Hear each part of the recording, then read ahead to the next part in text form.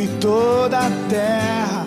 Tu és o rei sobre as montanhas e o pôr do sol. Uma coisa só, meu desejo é: vem reinar de novo em mim, reina em mim, com teu poder sobre a escuridão, sobre os sonhos meus. Tu és o Senhor de tudo que sou. Vem reinar em mim, Senhor.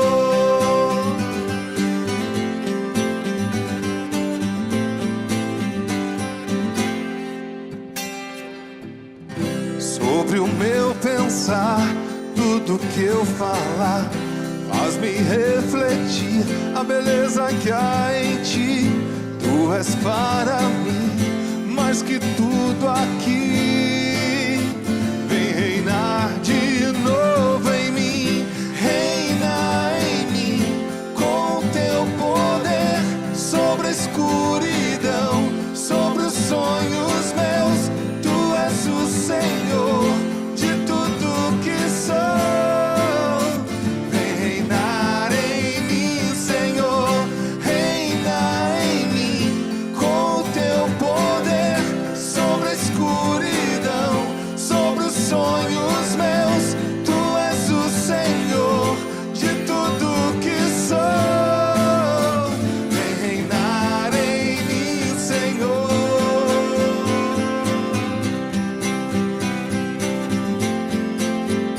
Vem reinar em mim, Senhor.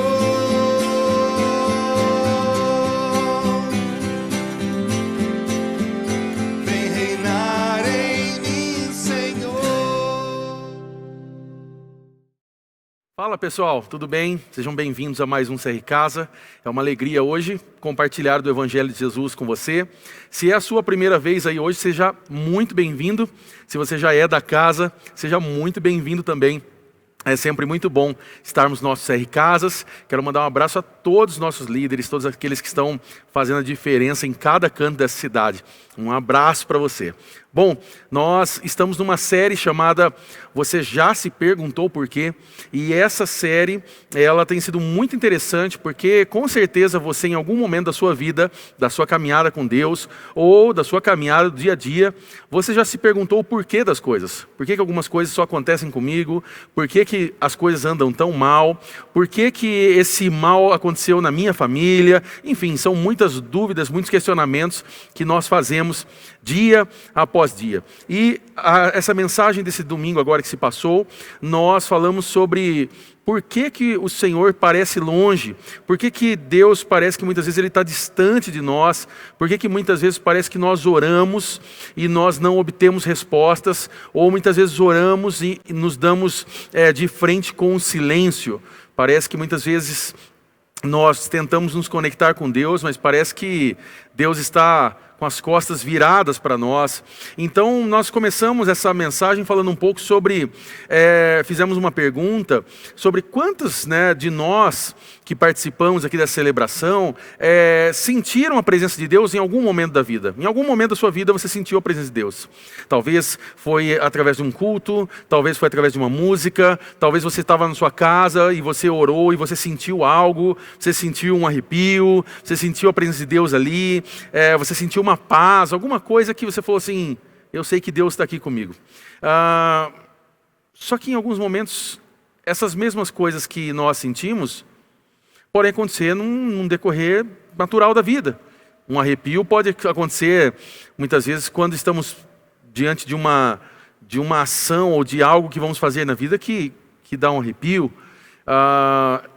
Lágrimas podem surgir quando assistimos um filme emocionante, uma cena, ou até mesmo um momento de tristeza, de alegria, de emoção. Então, como nós sabemos quando sentimos a presença de Deus? E aí também perguntamos sobre quando nós não sentimos. Se nós não sentimos a presença, a culpa é de quem? É de Deus? É minha? Deus de repente quis derramar algo sobre as pessoas ao nosso lado, mas não derramou sobre nós? Deus se esqueceu? Será que a culpa foi das músicas escolhidas? Foi das pessoas que estavam presentes? Então, o que nós fazemos quando nós queremos sentir a presença de Deus, mas nós não sentimos Deus. Então nós entendemos muito claramente, e foi a frase talvez da celebração, é que Deus está com você. Deus está comigo, Deus está com você. E nós colocamos aqui algo, né? Nós falamos, por exemplo, de Salmo 88, versículo 13 e 14, quando o salmista ele expressa a dor dele. Ele diz: mas eu, Senhor, a ti clamo por socorro. Já de manhã minha oração chega à tua presença. Por que, Senhor, me rejeitas e esconde de mim o teu rosto? Então, se você é alguém que já se sentiu assim, você não está sozinho. Se você se aproxima de Deus e nem sempre sente ou experimenta algum tipo de momento ou um movimento sobrenatural, você não está sozinho. Nós sabemos que há muitas pessoas que passaram por isso. Davi, por exemplo, passou isso no Antigo Testamento. Ele é a mesma pessoa que disse que experimentava Deus, é aquele que perguntou, por exemplo: Deus, você ouve os gritos do meu coração? O apóstolo Paulo, né, um dos grandes líderes do movimento cristão, dos líderes espirituais da história do mundo, ele também teve seu espinho na carne, teve seus questionamentos. Né? Jesus, para mim aqui o mais importante, o mais emocionante, Jesus, ele fazendo a vontade de Deus, vivendo aqui para glorificar a Deus, ele sendo obediente naquela cruz, num momento crucial ali, ele faz uma pergunta, ele diz: meu Deus, por que me abandonastes? Então ele questiona onde está Deus. Nós sabemos que Deus ali, ele não olha, não compactua com aquilo, porque ali estava o pecado. Jesus estava levando sobre ele todos os nossos pecados, e Deus é santo, ele não pode compactuar com aquilo. Mas ali há um questionamento de Jesus do tipo: por que eu não posso te sentir agora? Então, se você já se perguntou isso alguma vez, você não está sozinho. E aqui nós demos 3 razões, possíveis razões, pelas quais nós nem sempre sentimos Deus. A primeira delas é que talvez você esteja super sensacionalizando a presença de Deus. Eu sei que é difícil essa palavra, mas talvez você esteja super sensacionalizando a presença de Deus. Muitas vezes nós queremos sentir a presença de Deus de uma forma sobrenatural. E como é gostoso momentos assim. Eu não sou contra isso, eu acho isso maravilhoso. Como é gostoso quando nós sentimos a presença de Deus, é algo que nos inspira, é algo que nos motiva. E quando nós sentimos isso de forma sobrenatural, isso é muito gostoso, mas nem sempre é dessa forma. Nós não podemos colocar o mover de Deus, a presença de Deus, aquilo que Deus quer fazer e se manifestar sobre a igreja dentro de uma caixa. Da mesma forma que nós não deixamos isso estritamente ou totalmente racional, nós também não podemos achar que todo movimento e agir de Deus é de forma sobrenatural. Deus, ele nos toca das mais variadas formas. E então nós vemos, por exemplo, João 6,30, quando estão perguntando ali no Evangelho de João, estão perguntando para Jesus: que sinal miraculoso mostrarás para que vejamos e creiamos em ti? O que farás? Eles estavam diante de Jesus, mas ao mesmo tempo eles estavam pedindo um sinal. Como pode pessoas que estavam ao lado de Jesus, vendo Jesus e ainda pedindo assim: prove, faça algo que nos impressione, que demonstre, mesmo que prove a sua divindade, né? Ou faça aí um show, faz alguma coisa, mas mostre que o Senhor é Deus, né? Então, nós muitas vezes pedimos algumas coisas absurdas para Deus. Nós somos aqueles que muitas vezes oramos e começamos a fazer aquele tipo de oração: Deus, se o Senhor está nisso, se é a tua vontade, então que aconteça tal coisa, que uma luz pisque, que chova, que caia um raio naquela árvore, coisas do tipo, para poder achar que então assim nós sabemos que Deus está ali, mas Deus está conosco todo o tempo. Então, nós precisamos entender aqui que os sentimentos não são a única evidência da presença de Deus. Os sentimentos não são a única evidência da presença de Deus. Porque a grande realidade aqui é: se você sempre sentisse Deus, você não precisaria de fé. Se você sempre sentisse Deus, você não precisaria de fé. E então nós entramos aqui numa pergunta: o que é fé? O que é fé? E nós lemos aqui Hebreus, capítulo 11, do versículo 1 ao 12. E eu quero deixar para vocês agora em grupo, para vocês lerem essa passagem. Hebreus, capítulo 11, do versículo 1 ao 12. E vocês podem ler agora em grupo.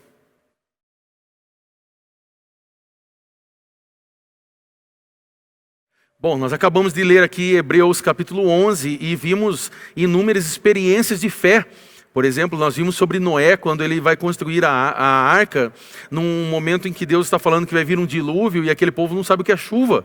E ele tem que dar um passo ali, construir, e uma construção que demorou muito tempo, mas mesmo assim ele sabia que Deus estava naquilo. E como que ele sabe que Deus estava naquilo? Pela fé. Ele acreditou e o dilúvio veio, Deus salvou a sua família, Deus salvou aqueles animais. Então nós sabemos que houve justiça naquilo, mas tudo isso ele creu por causa da fé. Se nós confiássemos somente nos nossos sentimentos, como nós brincamos na celebração, nós estaríamos na cadeia. Talvez, se você confiasse em todos os sentimentos que vêm ao seu coração, você faria coisas brutais, coisas horríveis. Então nós precisamos entender isso, que nem sempre Deus age através dos nossos sentimentos. E muitas vezes nós estamos procurando sinais, quando Jesus já demonstrou o maior sinal, na cruz do Calvário, quando ele se coloca em amor por nós. Então talvez a primeira coisa aqui, nós estejamos super sensacionalizando as coisas. O segundo ponto aqui é que talvez o nosso coração esteja endurecido. Talvez o meu coração e o seu se endureceu em algum momento. Nós se esfriamos em relação às coisas de Deus. Em Mateus capítulo 13, Jesus está citando a profecia de Isaías. E no versículo 14 e 15 ele cita: quando ouvirem o que digo, não entenderão. Quando virem o que eu faço, não compreenderão. Pois o coração desse povo está endurecido. Ouvem com dificuldade, têm os olhos fechados, de modo que seus olhos não veem, seus ouvidos não ouvem, e o seu coração não entende, e não se voltam para mim, nem permitem que os cure. Então uma pergunta que fica: por que nem sempre nós experimentamos a presença de Deus? E aqui eu abro um ponto, e aí também eu quero trazer uma pergunta. Provavelmente a causa número 1 de um coração endurecido é um pecado. É o pecado contínuo, é algo que nos atrapalha todos os dias. E o que eu percebo nos dias atuais é que nós estamos fazendo guerra contra tantas coisas. Estamos desesperados pela nação nesses dias. Estamos desesperados pelos nossos recursos. Estamos desesperados pelas coisas, por problemas estruturais. E eu me encontro assim também com muitas dificuldades, muitas lutas. Não acho que eu sou diferente de você. Mas nós fazemos guerra contra tantas coisas, não fazemos guerra contra aquilo que nos deixa distante da presença de Deus.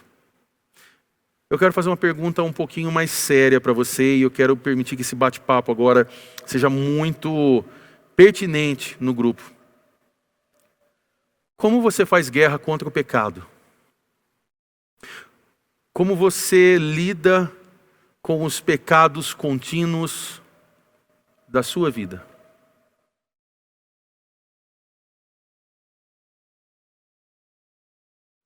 Bom, eu sei que essa resposta e essa pergunta ela dá o que falar, mas aqui também nós abordamos como um coração duro faz. E nós demos um exemplo, e eu quero crer isso, você está vendo que eu estou aqui passando calor, mas muito em breve esse lugar aqui vai estar geladinho, vai estar gostoso, e eu quero crer nisso. Mas quando nós temos o frio, a primeira coisa que nós fazemos quando nós vemos que o frio chega, nós começamos a procurar aquelas blusas. Pegamos do armário, retiramos aquelas blusas que faz muito tempo que não usamos, cachecol, muita coisa que nós colocamos para nós escaparmos, para nós não sentirmos o frio. Então, quando chega o frio, nós estamos cobertos de roupas. E o que nós entendemos aqui é que, da mesma forma que nós nos cobrimos de roupas para não sentir o frio, da mesma forma, se você está coberto de pecado, você não pode sentir a Deus, porque o nosso pecado nos separa de Deus. Então nós sabemos que há algumas áreas da nossa vida que nós temos que parar e pensar, será que não são áreas que nós precisamos agora abrir guerra, realmente lutar contra isso? Um pecado que nós achamos confortável? Não, tudo bem, isso aqui não tem tanto problema. Hoje em dia já é normal. A gente começa a racionalizar. Não, mas espera aí, não é bem assim o que a Bíblia fala, porque a Bíblia quando cita isso é sobre aquela época, não é sobre o agora. E começamos a trazer algumas respostas que não fazem sentido algum. Será que hoje não é um dia que você e eu, nós precisamos tomar uma decisão em relação a isso? E aí nós começamos a nos perguntar, por que eu não sinto a presença de Deus? Da mesma forma que se eu estiver coberto de roupas, eu não vou sentir o frio. Se eu estiver coberto de pecados, o qual eu não estou lidando diante de Deus, eu não vou conseguir sentir a presença de Deus. Então, por último aqui, nós colocamos um último ponto. Então, para nós fecharmos esse raciocínio, talvez Deus queira se aproximar de você. Talvez Deus queira apenas se aproximar de você e está te puxando para perto. Atos capítulo 17, quando Paulo está ali pregando em Atenas, ele faz uma citação, versículo 26 e 27. De um só homem, ele criou todas as nações da terra, tendo decidido de antemão onde se estabeleceriam e por quanto tempo. Seu propósito era que as nações buscassem a Deus e, tateando, talvez viessem a encontrá-lo, embora ele não esteja longe de nenhum de nós. Então, nós vemos aqui Paulo fazendo essa citação, dizendo que de um homem ele fez todas as nações para que habitassem toda a terra, e ele marcou os tempos designados, a história, os limites. E por que ele fez tudo isso? Por que ele faz tudo isso? Deus fez isso para que eles o buscassem. Deus fez isso para que nós pudéssemos buscar a Ele e entender que Ele não está longe de nenhum de nós. É o final desse versículo, diz, embora Ele não esteja longe de nenhum de nós. Deus está perto de você. E eu quero fazer uma última pergunta agora. Em algum momento da sua vida, você sentiu Deus distante? Em algum momento da sua vida, talvez esse momento seja o agora, você sente que Deus está distante? E se você sente que Deus está distante, será que Ele se afastou, Ele fugiu? Ou será que somos nós que estamos distantes da presença dEle? Eu quero dar essa oportunidade para você compartilhar agora em grupo, conversar um pouco mais. E ao término dessas respostas, eu quero convidar você, líder, e vocês, grupo, a ter um tempo de oração. Se você sentir de abrir o seu coração diante dessas pessoas, e eu quero dizer que você está num lugar propício para isso, porque aí não há ninguém diferente, maior, somos todos iguais. Se você sentir de abrir o seu coração, de compartilhar, de pedir ajuda nesse momento, esse é o momento para que haja cura. Esse é o momento que Deus está escolhendo para que haja transformação. E eu quero que o liberar do Espírito Santo, o agir do Espírito Santo possa acontecer agora nos nossos CR-Casas. Então eu quero desafiar você, convidar você nesse momento. Se o Espírito Santo permitir e assim for da vontade dEle, abra o seu coração, compartilhe, peça ajuda agora nesse momento e que haja um tempo de cura sobre a sua vida, sobre a vida do seu grupo, e que nós possamos acabar sendo como Davi, que lá no versículo como que usamos de base, que foi Salmo 16, nós possamos lembrar, sempre tenho o Senhor diante de mim, com Ele à minha direita, eu não serei abalado. Você não está sozinho, Deus está com você. Que Deus abençoe você, aproveite esse momento agora, que seja um momento de cura, de transformação, e deixa eu fazer um convite para você. Convide mais pessoas para o CR Casa. Convide mais pessoas para estar aqui conosco de domingo. Traga pessoas que estão fazendo falta, que você sabe que está faltando, que não estão presentes. Ore por eles agora e convide. Que o próximo domingo agora seja um domingo de nós estarmos com casa cheia. E eu convido você a fazer parte disso. Seja intencional. Ligue para pessoas, ore, interceda. Eu sei que Deus vai usar a sua vida para algo grande que Ele quer fazer no nosso meio. Um grande abraço e Deus te abençoe e até mais.